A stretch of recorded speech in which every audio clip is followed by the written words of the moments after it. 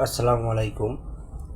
দেশনেত্রী জননেত্রী শেখ হাসিনা আবারও প্রমাণ করলেন তিনি একজন মা, এবং বিএনপি শত্রুতা নয় বরং প্রতিদ্বন্দ্বী।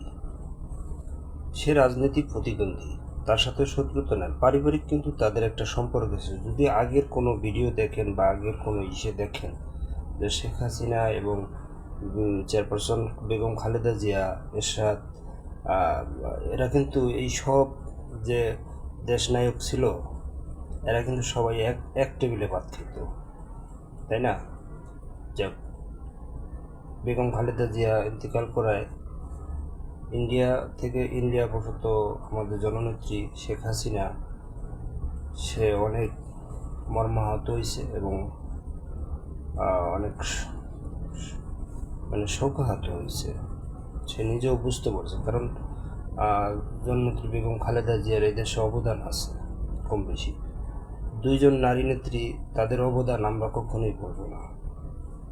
তো সে ফোন দিয়ে তারেক রহমানকে একটা সান্ত্বনা দিছে, বরং আরও বলছে যে দেশ উন্নয়নের জন্য, দেশের জনগণের কথা চিন্তা করলে ভেঙে পড়লে চলবে না, তুমি ঘুরে দাঁড়াও।